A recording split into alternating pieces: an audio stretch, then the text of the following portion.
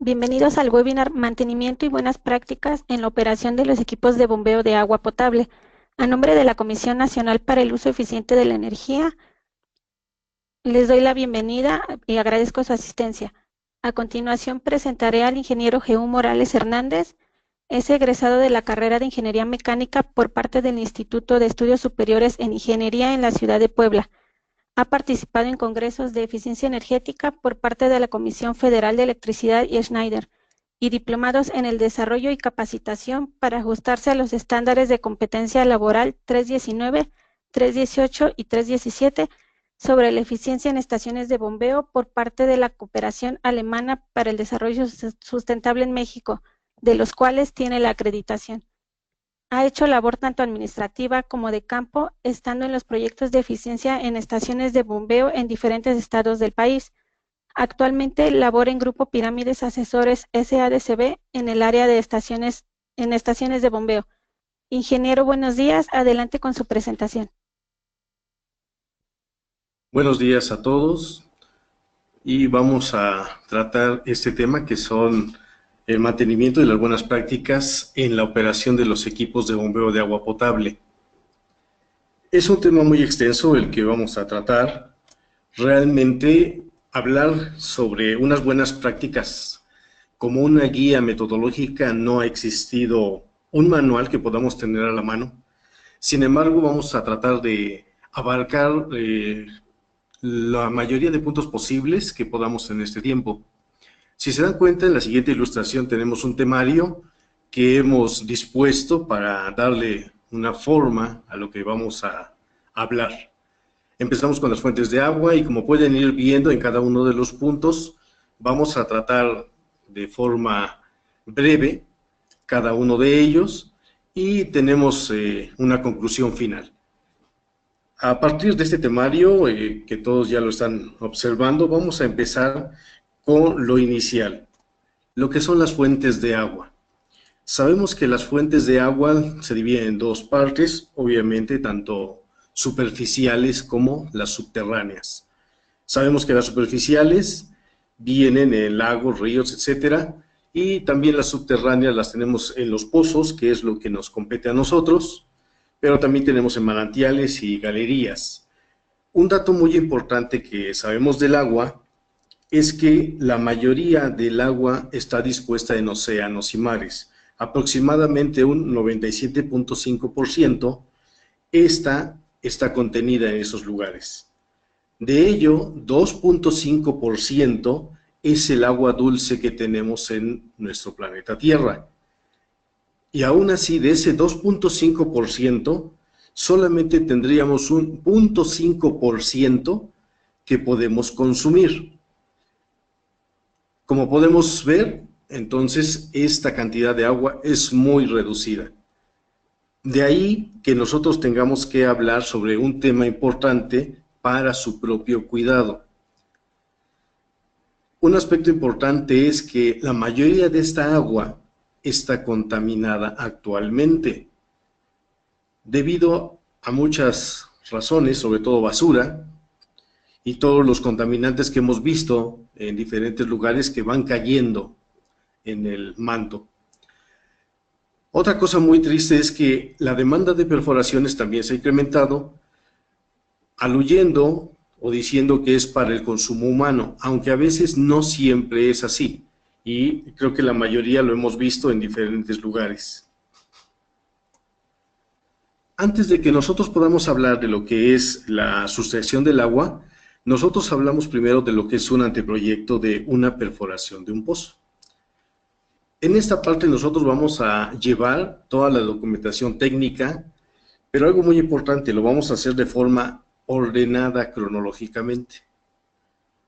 Aquí nosotros vamos a empezar a captar todos los recursos que vamos a disponer para poder llevar a cabo una perforación.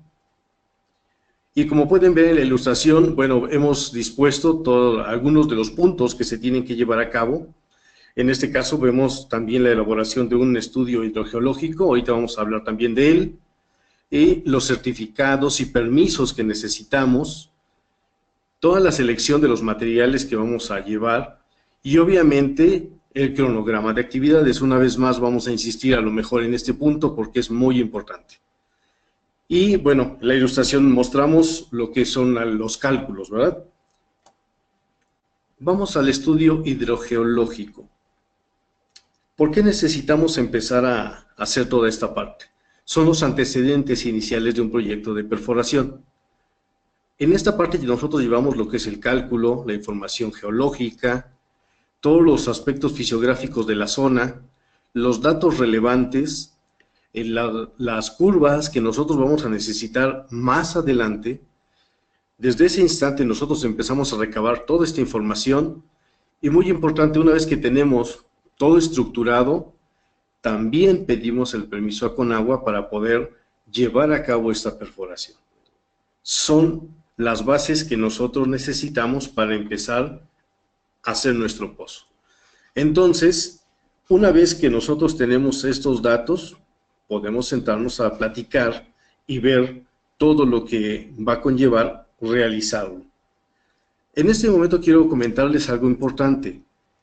En México, de acuerdo a lo que es la estadística de agua de parte de Conagua en el año 2015, se habla de que en nuestro país tenemos, para el año 14, la proyección era de 119.7 millones de habitantes. Y para el año 2030 se estima que la cantidad va a subir a 137.5 millones de habitantes. Con esto quiero dar a entender y visualizar la importancia que tenemos en la materia del agua.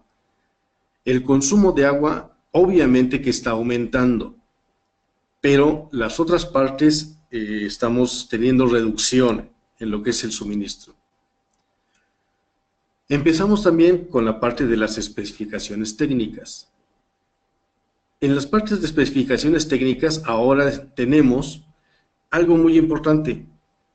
Nosotros tenemos que saber el movimiento que vamos a llevar a cabo con la maquinaria con la que vamos a realizar esta perforación. Todos los materiales para el ADM, las rocas que van a ser para perforación, materiales, líquidos, etcétera. El revestimiento que vamos a llevar, en fin, como pueden ver aquí están 13 puntos que hemos resumido, porque hay más puntos que llevar a cabo, pero digamos que de forma rápida así lo podemos ilustrar. Como decíamos hace un momento, las curvas en esta ilustración nos van a dar toda la información que necesitamos para saber dónde estamos ubicados y los materiales que nos vamos a ir encontrando en la perforación en base a cada paso. De todo esto tenemos un informe final. Y una vez que estamos en este proceso constructivo del pozo, ahora viene toda la infraestructura. Ya la diseñamos, ya vimos y entonces la trasladamos. Ahora, dentro de los puntos que tenemos en este proceso constructivo, hablamos una vez más de los cronogramas de actividades.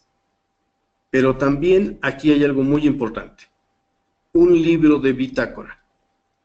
Este libro de bitácora, lamentablemente, no siempre se lleva, pero es muy importante tenerlo. ¿Y por qué digo que es lamentable? Porque a veces nada más en algunas hojas se escriben los datos. No siempre es así, hay compañías que están mucho mejor estructuradas y llevan todo hasta de forma electrónica. Hablamos entonces de tener como parte inicial esta buena práctica de tener un libro de bitácora. Ahora viene también la parte del reporte del perforador. El perforador está en el área de trabajo, está haciendo su labor y obviamente que a esta persona no siempre le da tiempo a escribir los pormenores o los detalles que vayan sucediendo al momento de realizar esta perforación. De ahí que aconsejamos y hemos visto la utilidad de tener una persona extra que esté al pendiente de todos esos detalles y se puedan anotar. ¿Por qué decimos esto? Porque cuando nosotros damos el informe final, a veces hay detalles que se nos pasaron y son muy importantes al momento de tomar decisiones posteriores. Como pueden ver aquí, al final de toda la parte constructiva, pues tenemos lo que hacemos todos y las pruebas geofísicas, la instalación final de toda la tubería y el sello de fondo. Y en el proceso constructivo nosotros pues tenemos que seguir normativas, obviamente para dar un mejor resultado en el trabajo. Y en esta parte hablamos de la NOM 003 de Conagua en el año 96. Y aquí se habla sobre los requisitos de la construcción de pozos de extracción de agua para prevenir contaminación del acuífero. Si se dan cuenta, desde este momento nos está hablando la norma que estamos previniendo la contaminación del acuífero. Y bueno, dentro de las partes que nos hablan la norma, tenemos lo que es la tubería de ademelizo, la tubería de ademi ranurado, el filtro de grava, el sello sanitario, el contrademe y un brocal finalmente. En la ilustración se ha dispuesto un proceso esquemático de cómo está el pozo. Vemos al fondo cómo está el tapón de concreto para captar esa agua. Tenemos la tubería ranurada, el filtro de grava, tenemos la tubería lisa, obviamente la perforación más amplia, que es de 18 pulgadas, la parte del lechado, el contrademe, y bueno, está esquemáticamente ilustrado también los diámetros para que podamos darnos una idea de cómo está todo el pozo. La mayoría de los que nos dedicamos a esta área lo sabemos y lo conocemos, pero también sabemos que en este webinar hay personas que están empezando y tienen ahora este conocimiento de cómo se lleva a cabo lo que es un pozo, pero sobre todo bajo normativa. Una vez que tenemos el pozo viene la otra parte, lo que hablamos sobre el equipamiento del pozo. Y bueno, hablamos esto también que no es menos importante y que tiene casi la misma importancia de lo que es la misma perforación. Y como vemos, la siguiente parte que nosotros llevamos después de construir el pozo es la subestación eléctrica.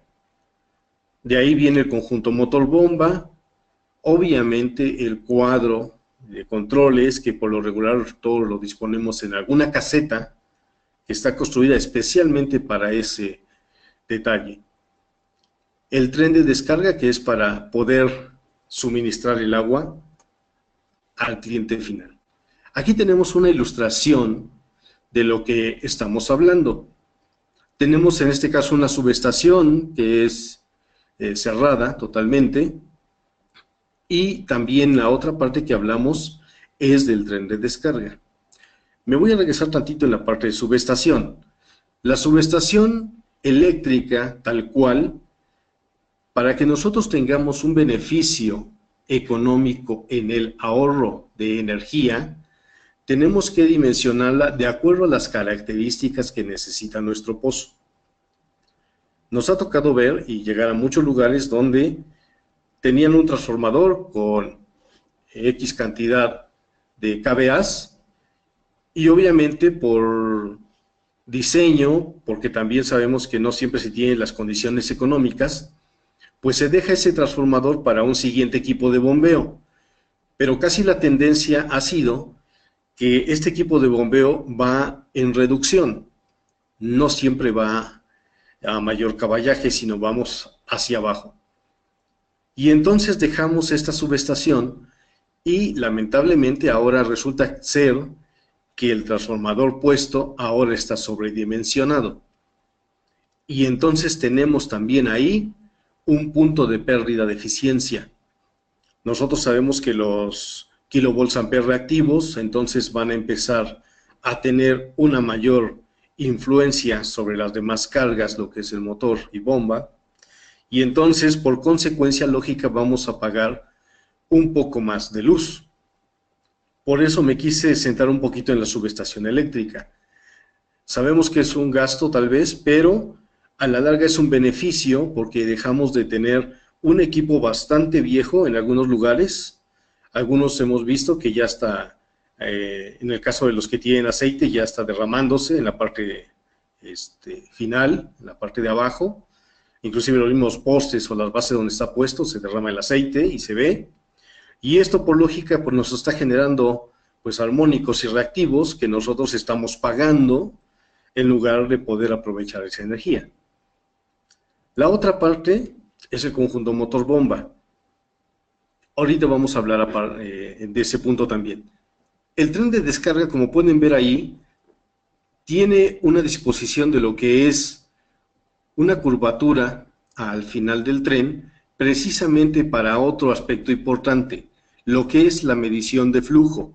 Y en esta parte de medición de flujo también es bastante importante que se tengan los parámetros adecuados para llevar un control a futuro de un monitoreo tanto en la parte de agua en metros cúbicos de extracción como en la parte de energía eléctrica para que podamos hacer una comparativa.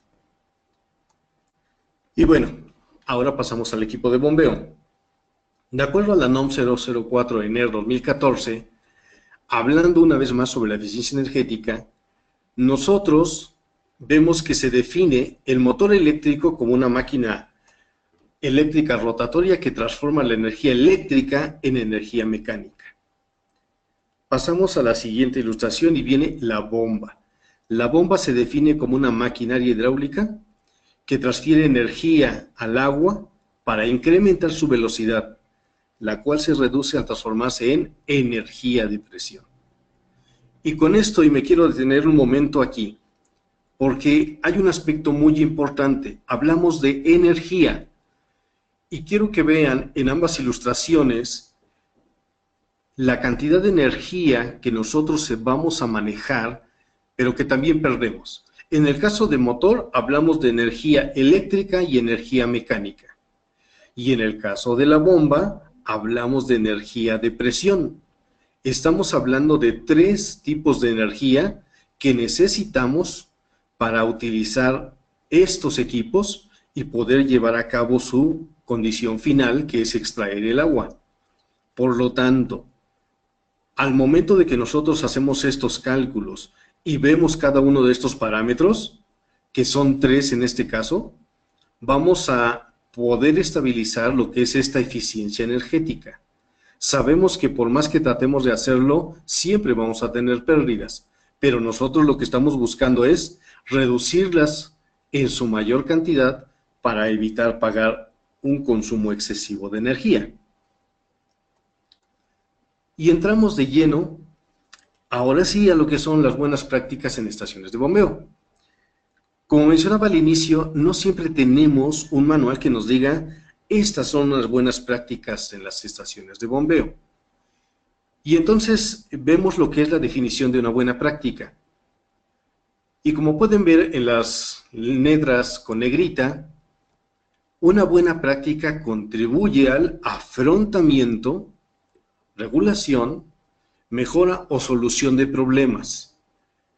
Pueden ser también las dificultades, y aquí hay algo muy importante que se presentan a diario en nuestro trabajo. En la medida que nosotros empecemos a llevar un registro de todos los eventos que suceden en nuestras estaciones de bombeo, vamos a poder enfrentar los problemas de mejor manera. Por eso, al final de este párrafo se dice que esto es una experiencia que sirve de modelo para otras personas y organizaciones. En la mayoría que nosotros empecemos a tener todos estos registros, nos va a permitir hacer mayormente, de una manera eficiente, nuestro trabajo. Y bueno, ahora definimos lo que son las prácticas en estaciones de bombeo. Estas buenas prácticas hemos tratado de desglosarlas y darles el mejor panorama posible y que sea, como dice aquí en la presentación, que sea valiosa para el usuario. Y un aspecto importante de los usuarios es que la misma persona que está en la estación de bombeo es el primer usuario de ese equipo. Por lo tanto, las instrucciones que le damos y que él tiene que entender, tienen que ser de forma sencilla y simple. Otro aspecto es que estas prácticas van a ser algo innovador. ¿Y por qué decimos innovador?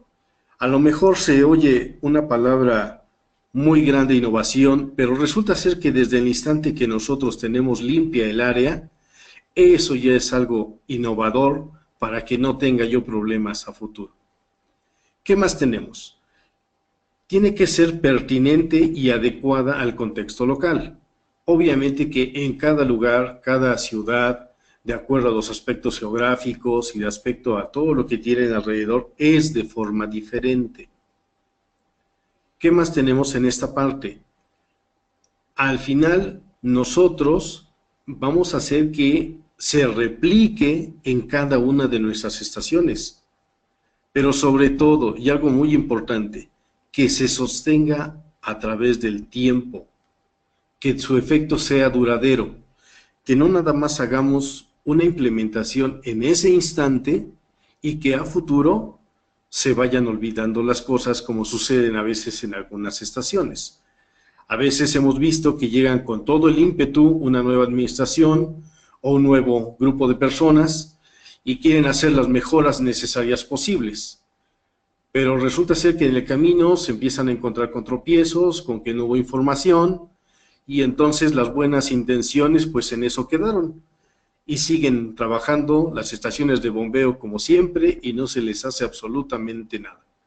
Hasta que sucede algo en el camino que es una falla. Insistimos entonces en las buenas prácticas. Y hablando de buenas prácticas, entramos a una parte que nos interesa mucho, lo que es la normativa. Y en este caso hemos utilizado la normativa, la NOM 001C de 2012 sobre instalaciones eléctricas. Y nos hemos ido directamente al punto, al párrafo 250.52, donde nos habla de los electrodos de puesta a tierra. Un dato muy importante. Y entonces, ¿qué nos dice en el inciso A? Que los electrodos permitidos para puesta a tierra, y en el número 1 habla sobre la tubería metálica subterránea para agua. Y como pueden ver, es cuando tiene contacto directo con la tierra a 3 metros o más, y viene incluido el ademe metálico del pozo unido a la tubería. Esto es algo muy importante. Ya se ha tratado con mayor explicación en otros webinars y aquí lo estamos volviendo a tocar porque es muy importante las tierras físicas. Porque, una vez más lo decimos, y es para seguridad del ser humano. Esa es la principal función de la tierra física.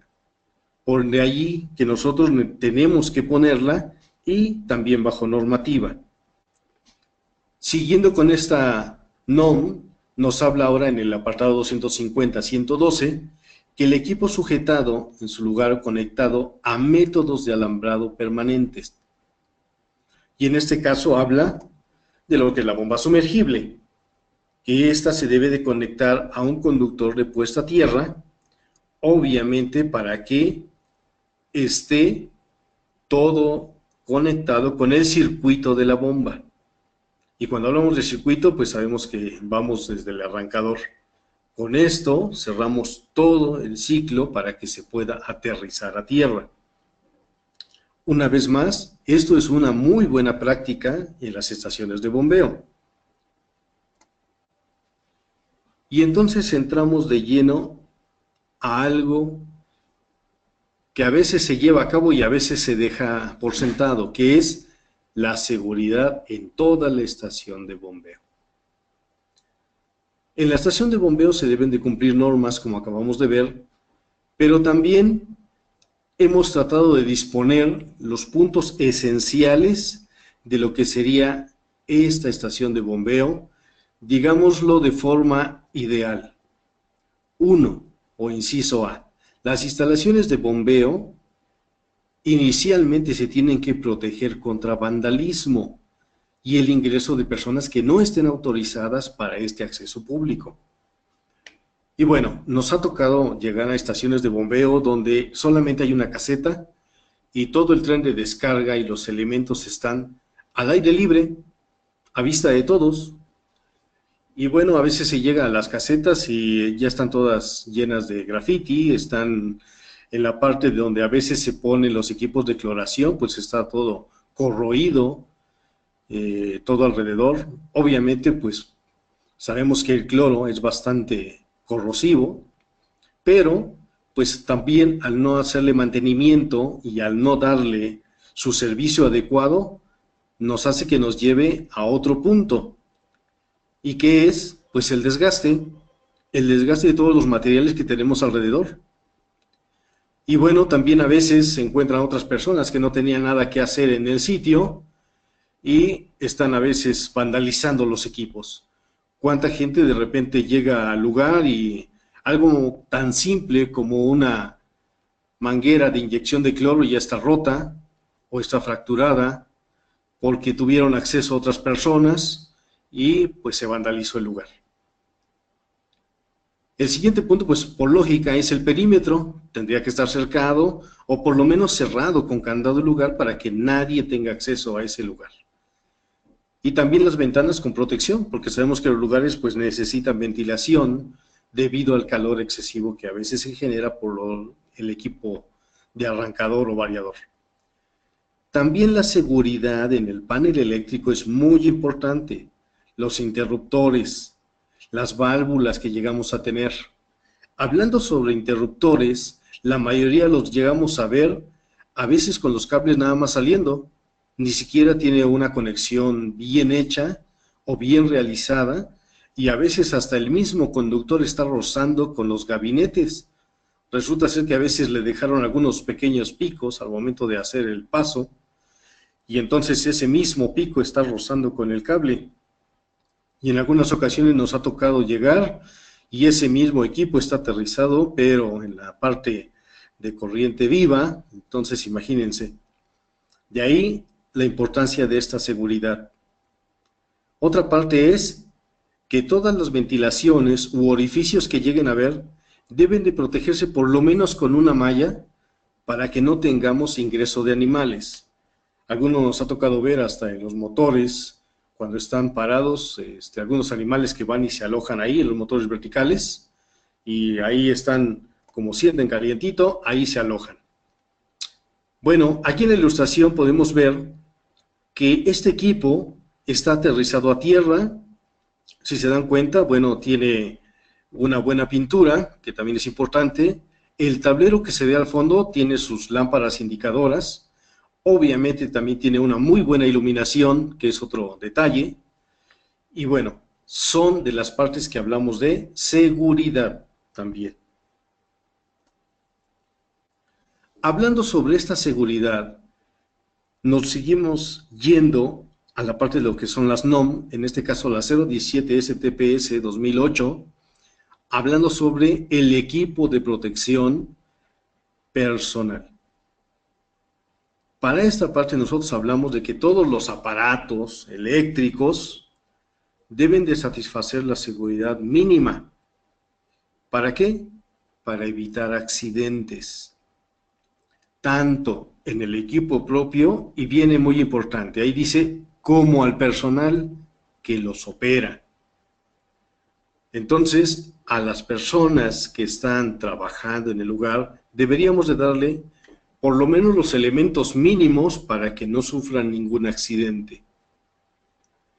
Y otro detalle que habla la NOM 026 STPS 2008 es los colores y señalética para identificar los riesgos en caso de partes eléctricas. Y entonces esta señal tiene que tener una forma geométrica triangular con un fondo de color amarillo y obviamente resaltando en color negro la advertencia de peligro eléctrico.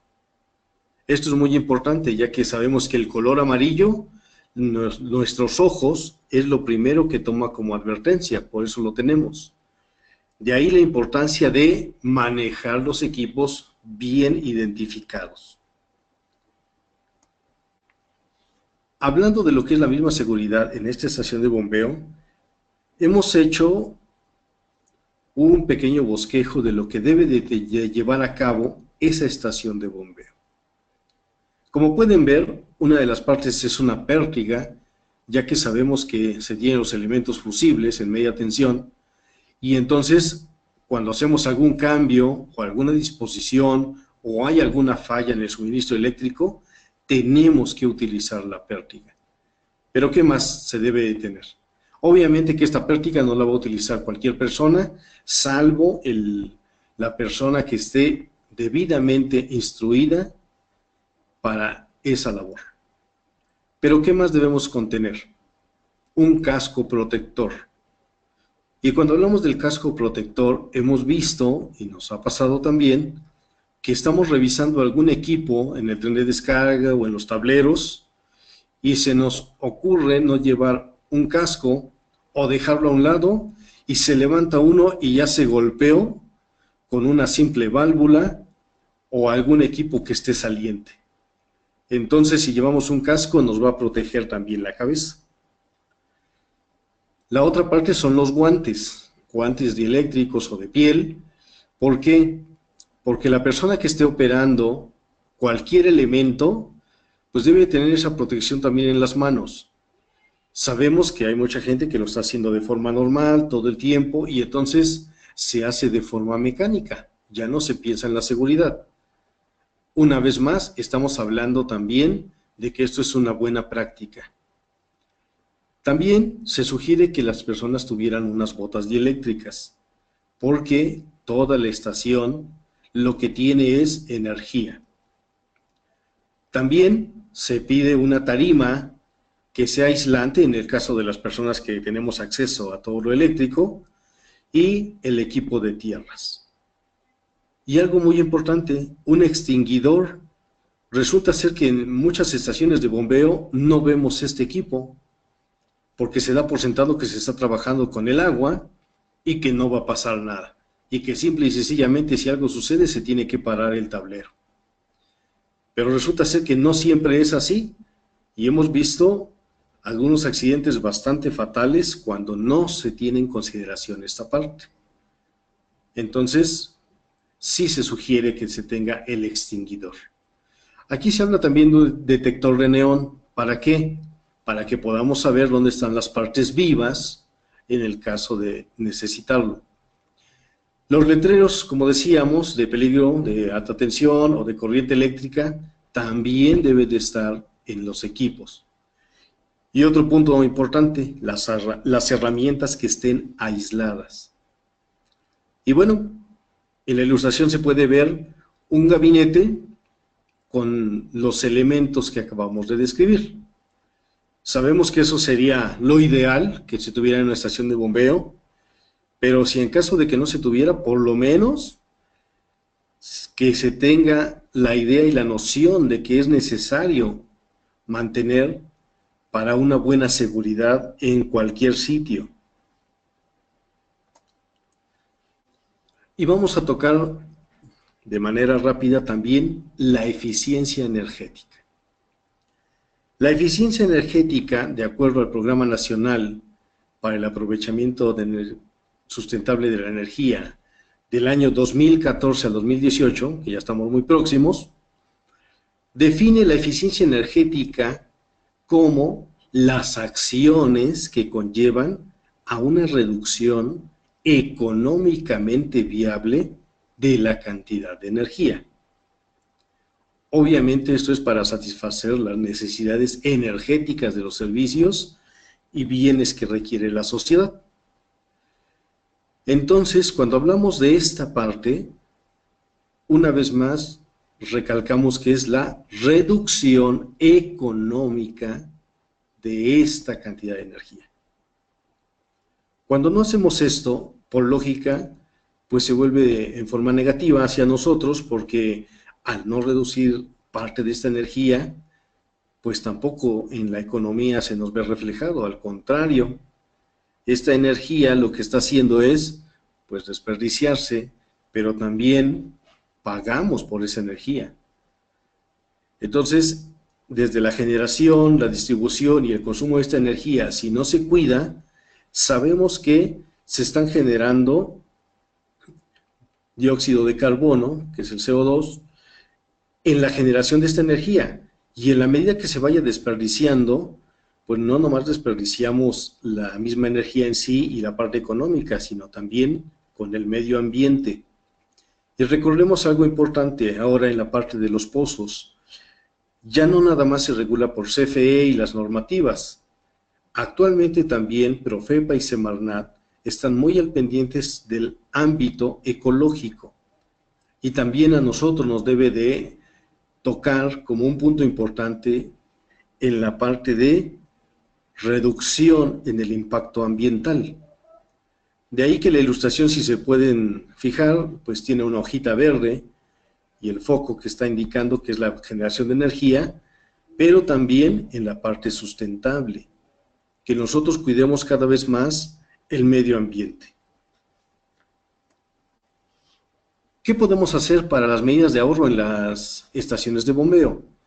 Bueno, se ha hablado bastante de esto, pero vamos a hacer un pequeño análisis una vez más de lo que podemos realizar. Para determinar los ahorros, lo primero que tenemos que hacer es calcular las pérdidas del sistema eléctrico.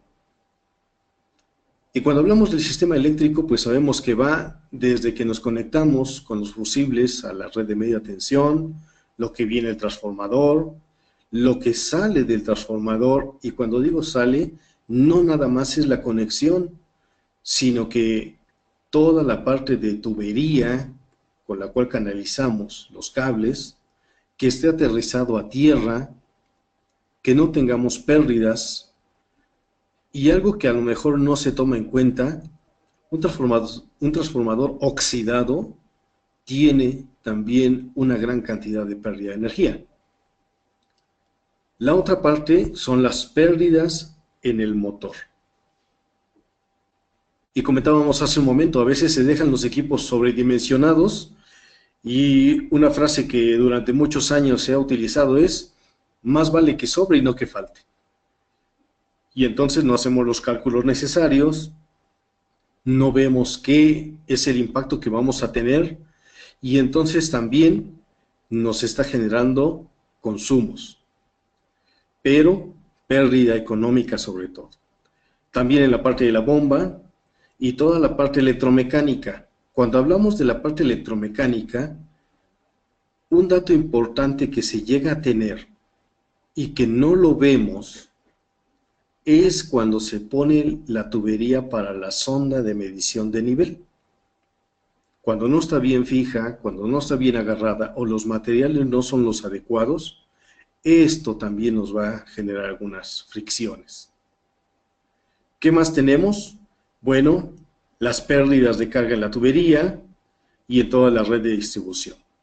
A veces damos por sentado y nada más se instalan los equipos porque pues se tenía la tubería y dijeron hay que aprovecharla y se tiene que utilizar, sin hacer un cálculo para saber si este equipo que tengo todavía me puede redituar en la parte de eficiencia al momento de estar trabajando.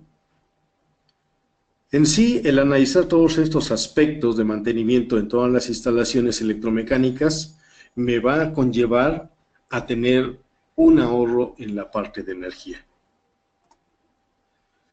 Aquí nada más hemos puesto un ejemplo muy sencillo de lo que sería un ahorro, a modo de ilustración, de lo que es el cambio de un arrancador a tensión reducida por un variador de frecuencia. Si se dan cuenta, en este caso, bueno, hablamos de una tarifa 6, que es para los sistemas de agua, pero se hizo nada más para tener un parámetro de cuánto puede ser la reducción. Y si se dan cuenta, está proyectado en el cálculo a 4 años, el consumo de energía de los kilowatt hora de 198.106, con un variador se reduce a 118.272. El precio de la energía, bueno, se ha tomado al actual, que son 368.95, y el equipo de bombeo se dejaron los costos igual. Sin embargo, en el uso eficiente de un variador, se puede ver que el costo total de la energía con el arrancador se tuvo en 73.091.061.12 pesos.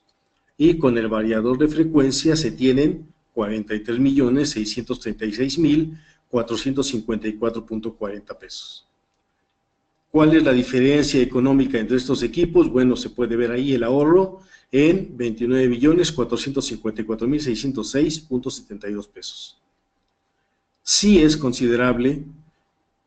Aquí hemos puesto esta tabla, pero sabemos que el poner un variador de frecuencia no siempre va a ser la solución, porque se tiene que hacer un análisis energético primero de las condiciones donde lo voy a instalar. No nada más se puede poner un variador por poner. En algunos casos nos toca ver que llegan y dicen, cambia este arrancador por este variador, es para el mismo equipo de bombeo y listo. Pero a veces no se pone el adecuado, simple y sencillamente nada más se pensó en el caballaje, pero no se pensó en todas las funciones. Y sabemos que, por ejemplo, cuando es un variador, la mayoría se pone cuando es una red que está todo el tiempo en utilización. Y un arrancador se pone cuando la mayoría se dispone a puntos de descarga libre, que hablamos en este caso de cisternas. Entonces, no siempre es así que se tenga que poner.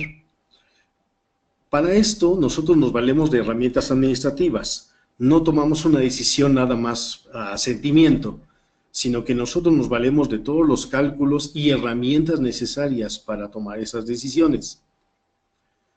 Y entonces, en la parte administrativa tenemos herramientas como, por ejemplo, la parte de estratificación, cuando ya tenemos todos los parámetros y equipos, los histogramas, el diagrama de causa-efecto también lo tenemos, y una parte fundamental que ahora CONUE nos está brindando de forma gratuita y que nos ayuda bastante, es el programa PICJA. Y como pueden ver en la liga siguiente que aparece en su pantalla, ahí se puede encontrar este programa y les puedo decir que con él podemos evaluar tanto variador, equipo de bombeo, motor, y todo esto conllevado al ahorro de eficiencia. Para los que tienen más informaciones, tienen otro webinar sobre el manejo de esta herramienta y es muy recomendable. Por eso es que la tenemos, porque se nos ha dispuesto de una forma gratuita para que nosotros la utilicemos de manera eficiente. Entonces, con esto nosotros podemos hablar de las buenas prácticas. Y bueno, la otra parte que nos compete y que tenemos que seguir recalcando es las normas aplicables a los sistemas de bombeo. Dentro de las normas que estamos viendo nosotros, si se dan cuenta en la ilustración siguiente, las normas que están puestas, las tres primero empiezan diciendo eficiencia energética. Una vez más, lo que nos compete es esta parte. Y de ahí cada una de ellas nos habla tanto para bombas verticales, para tipo sumergible, que es el conjunto motor-bomba, y obviamente también para uso doméstico. No podemos dejar de lado el uso doméstico. A pesar de que nosotros nos dedicamos a los sistemas de bombeo subterráneos y de mayores capacidades, a veces también damos por sentado el equipo de casa, y los equipos de bombeo doméstico también nos generan bastantes consumos y lo hemos visto incrementar a través del tiempo. Entonces, de ahí que nosotros también lo estemos poniendo como algo primordial. Dentro de las siguientes normas está la ENER 95, que es la eficiencia electromecánica en sistemas de bombeo para pozo profundo, y su actualización, que ya la tenemos para el año 2015, es la misma norma, pero ya está actualizada y se recomienda que la puedan comparar y vean las ventajas que ha tenido y los cambios de mejora que se tuvo en esta norma. Y por lógica de lo que hablamos hace un momento, la norma 01C de 2012, que sabemos que es muy extensa, pero nosotros la hemos tocado solamente en el ámbito para pozos. Sin embargo, esta norma es bastante amplia y nos da un panorama completo de lo que podemos hacer en parte de eficiencia energética. Después de todo este análisis, entonces nosotros ahora concluimos y lo hacemos como algo que se debe tener como un recordatorio de buenas prácticas. Dentro de las buenas prácticas, vamos a insistir una vez más que se tiene que tener un sistema adecuado de documentación. ¿Por qué decimos esto? Porque en la medida que nosotros tengamos documentado todo desde el proceso constructivo hasta la exposición final y los parámetros día a día de cada lugar, esto nos va a permitir tomar decisiones y también poderla mostrar, obviamente, a la gente que toma decisión económica, no nada más por cambiar equipos. Sabemos que todos nosotros tenemos que presentar esta parte porque necesitamos una reducción viable, no nada más en sentido monetario, sino también en sentido de un equipo eficiente que nos permita seguir laborando a un buen tiempo determinado y una vez más pensando en los mantenimientos futuros, pero que no sean de forma impactante. Todo esto nos va a llevar a un éxito, viéndolo desde ese punto de vista, para que nosotros tengamos un equipo eficiente tanto en el suministro y también para el usuario final, ya que la mayoría de detalles surgen cuando al usuario final no le llega el agua. Entonces es ahí donde tenemos la mayoría de problemas. Y con esto, bueno, hemos tratado de abarcar todo el panorama de lo que serían estas buenas prácticas.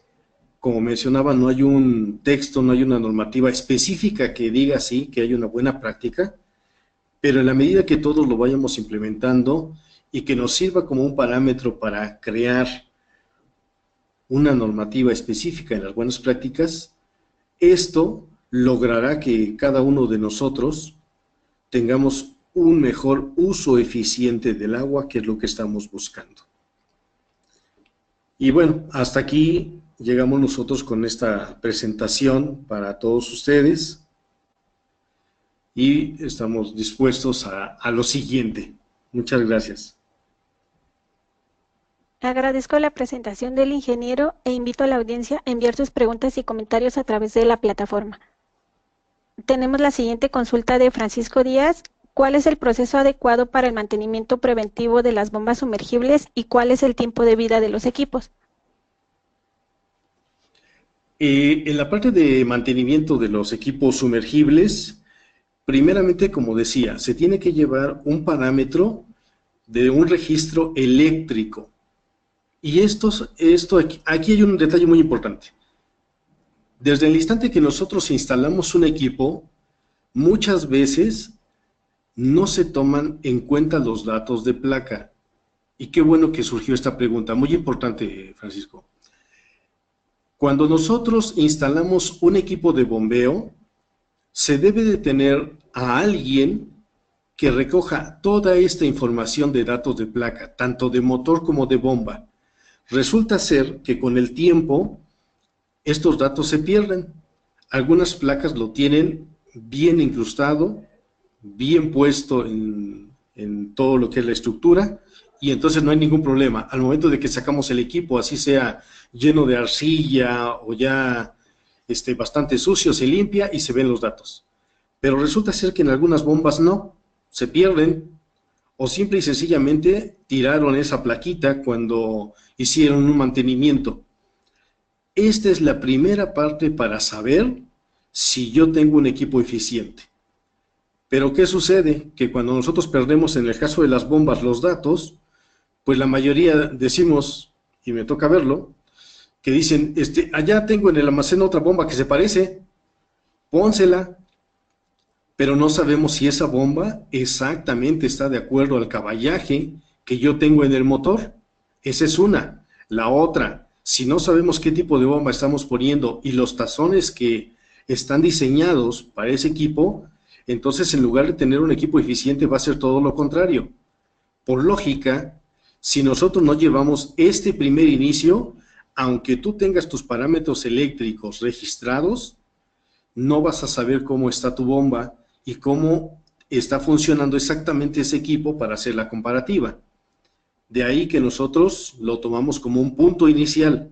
Para nosotros es punto de partida eso, para que puedas saber cuándo le toca el mantenimiento, cuándo estamos viendo que ya su amperaje ya sobrepasó el porcentaje que necesitamos, y por lógica, lo que vemos en muchas veces es la caída en lo que es el flujo de agua. Espero contestar esta parte. Gracias. Tenemos la siguiente consulta. Desde el punto de vista técnico y financiero, ¿qué impide el desarrollo de estos proyectos de eficiencia energética? Bueno, otra pregunta importante. ¿Qué sucede? A veces se tiene toda la estructura para que puedas llegar ante tu jefe, ¿verdad? Y decirle, ¿sabes qué? Económicamente puedo cambiar esta bomba de tal caballaje por esta otra, que me va a reducir un poco, pero tengo el beneficio. Pues a lo mejor el comentario no es muy alentador, pero no siempre las decisiones económicas se toman como algo importante en los sistemas de bombeo. Hemos escuchado muchas veces nada más decir, mientras me dé agua, todo está bien. Entonces, lamentablemente, en algunos ámbitos no se tiene en consideración este vital líquido. A veces nosotros hacemos hincapié en algo que sucede en todo el país. Cuando se nos penaliza por Comisión Federal, ahora sí todos sentimos feo, ¿verdad? Pero desgraciadamente no se paga el suministro de agua, cuando resulta ser que tendría que ser al revés. El suministro de agua es lo más vital, y desde nuestra óptica y viendo todas las deficiencias que tenemos, tendría que ser primordial poder cambiar estos equipos y darle un poquito más de interés, y sobre todo que hemos visto la merma en todo esto. Sí, podemos continuar con la siguiente, gracias. La siguiente consulta es de Gabriel Peralta. ¿Cómo puedo llegar a ser un evaluador de las normas de eficiencia energética? Bueno, Gabriel, primer paso, pues obviamente es estar en el lugar. Eso es lo que nosotros recomendamos. Y cuando digo en el lugar, es por algo muy simple. No es lo mismo estar sentado detrás de un escritorio con fórmulas y viendo unos software que corran todo, a que estés en el sitio y, aparte de las fórmulas que hiciste y viste, que las puedas ver en vivo en el sitio cómo se comportan. Tenemos software, como yo les mencionaba, hay otra cantidad grande de software que pues los estamos viendo, estamos aquí analizando lo que se llama trabajo de escritorio, el trabajo administrativo, pero en la medida que tú vayas al campo y te empapes un poquito más de cómo se hacen las cosas, vas a tener un panorama completo y vas a poder llevar a cabo este análisis que acabamos de decir de normas, más lo que pide Conagua, más todo lo que hemos visto de CONUE, lo que da GIZ, en fin, te empiezas a empapar de todo esto, y eso te va a permitir llegar a ser una mejor persona y analista en toda esta parte de eficiencia energética. La siguiente consulta es de Genaro Medina. ¿Qué dificultades se ha encontrado al momento de realizar mediciones de flujo en instalaciones vandalizadas? Bueno, cuando hablamos de medición de flujo, lo primero que nos encontramos, independientemente de que haya sido vandalizado, es que a veces los equipos de medición de flujo se dejan durante muchos años. Y también, otra cosa importante, los equipos de medición de flujo tienen una vida útil. Tendríamos que hablar mucho sobre medición de flujo, porque también es un tema muy interesante y también abarca mucho. Sin embargo, muchos de los equipos a veces tienen 10 años, 15 años, y por lógica su eficiencia también en los equipos de medición baja. Esa es la primera parte. La segunda, que a veces al no tener una protección adecuada del equipo de medición, pues llegan y en el caso de los equipos de flujo mecánico, algunos llegan y con una piedra los golpean, Otros definitivamente lo que sucede es que le meten algo para vandalizarlos. Y en el caso de los equipos electrónicos, pues también nos toca ver cómo les arrancan los cables. De ahí la importancia que dijimos hace un momento, que toda el área tenga que estar totalmente cerrada y que no pasara nadie a tocar esos equipos. Entonces debe tener mucho cuidado en esa parte. La siguiente consulta, ¿qué recomendaciones haría para hacer mediciones de flujo y obtener eficiencias y potenciales de ahorro? Bueno, lo que hemos hecho es exactamente, primera, como dije hace un momento, un equipo de medición confiable. Cuando digo confiable, actualmente nosotros tenemos equipos que ya no son exactamente mecánicos. Los mecánicos sabemos que tenemos medidores de turbina y de propela, pero actualmente tenemos equipos más eficientes que dan alrededor de 0.5 de eficiencia para poder tomar su lectura, que son los equipos electromagnéticos y los ultrasónicos. Estas tecnologías más actuales nos permiten tener unos parámetros más de acorde también a la parte eléctrica. Entonces lo que nosotros hacemos son tablas de medición, tanto de flujo como de consumo eléctrico que se está teniendo, y con esto nosotros llevamos a cabo una comparativa de lo que es la explotación del acuífero contra lo que nosotros consumimos energéticamente ante Comisión Federal. Esto nos va a permitir saber si estamos dentro de los parámetros que dijimos hace un momento, si nuestros equipos de bombeo están trabajando de forma eficiente o estamos desperdiciando energía y resulta ser que a veces tenemos equipos sobredimensionados para solamente sacar a veces 3 o 4 litros por segundo de agua. Entonces ahí es donde viene esta comparativa y de ahí la importancia de tener una buena medición de flujo. La siguiente consulta de Francisco Díaz es, ¿a qué distancia se recomienda colocar un variador de frecuencia en bombas sumergibles? Bueno, hay una normativa para eso, sin embargo, lo que quiero aquí recalcar es una cosa. Independientemente de la normativa, resulta ser que hay casetas que están muy pegadas al tren de descarga, que no se hicieron bajo normativa. Y entonces, aunque nosotros pudiéramos decir, la norma me dice un 10 a 15% más alejado del punto de parámetro cercano al tren, no siempre es así. Por normativa de construcción, mínimo se pide que de donde está el tren hacia la redonda, como una parte mínima, y yo creo que esto se vio por los equipos de grúa que se necesitan luego para dar mantenimiento, debe de haber al menos 3 metros de distancia libres del punto de brocal alrededor. Y eso no nada más es la parte de parte libre, sino también que no tengamos problemas en los aterrizajes y demás elementos. ¿Por qué digo esto? A veces la caseta está solamente a 2 metros si acaso, o en algunos casos inclusive está a 2, 3 metros el tablero de lo que es el tren de descarga. Entonces no siempre la normativa desafortunadamente la podemos aplicar como tal.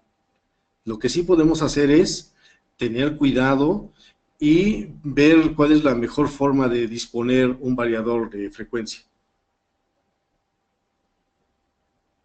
La siguiente consulta, Miguel Ángel Nava pregunta, ¿bajo qué condiciones se debe sacar una bomba para su revisión?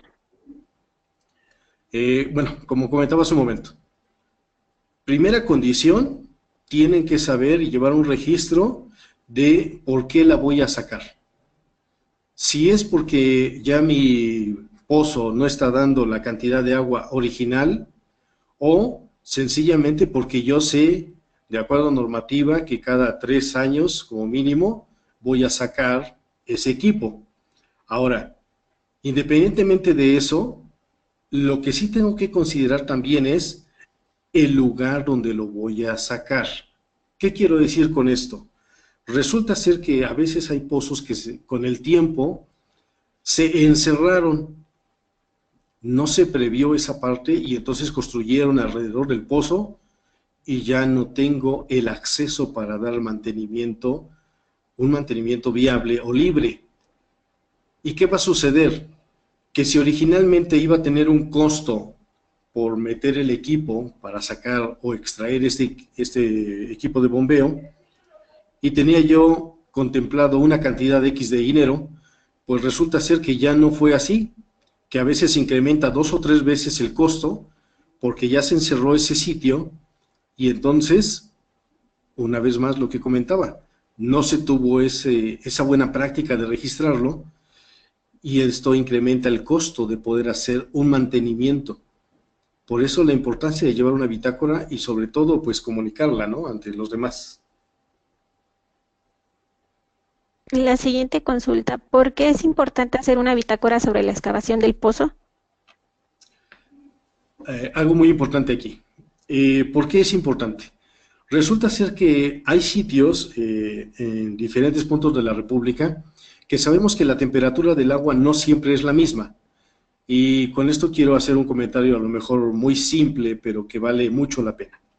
No es lo mismo poner un equipo en la zona norte del país que instalarlo aquí en la zona centro o instalarlo en la zona sur.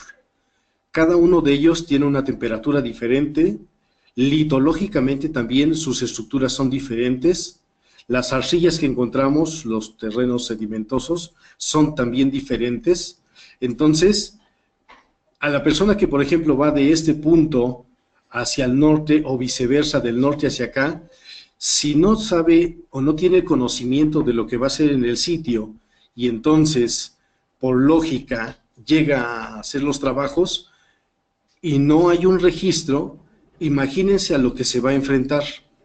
Ya no va a poder tener un parámetro de eficiencia como a lo mejor originalmente lo había pensado. Y eso nos ha pasado a todos en la experiencia. Tenemos algún lugar que queremos llegar y calculamos ciertos costos, ciertos materiales, pero llegamos y resulta que no hay datos y cuando empezamos a sacar los equipos de bombeo y demás, pues la bomba es diferente, el motor es diferente, tiene otras características y entonces lo que originalmente se iba a gastar, pues a veces, como comentaba, se duplica o triplica. De ahí la importancia de tener una bitácora y poder llegar con alguien y decir que quiero toda esa información. Muchas gracias. Aún quedan algunas preguntas sin responder, pero se nos está acabando el tiempo. Sin embargo, las haremos llegar al ingeniero y se las compartiremos en los próximos días junto con el material del día de hoy.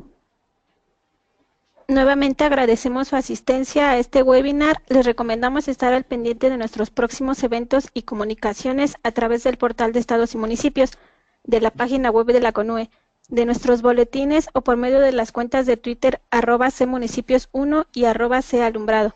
Cualquier duda o comentario les agradecemos lo envíen al correo electrónico municipios@conue.gov.mx.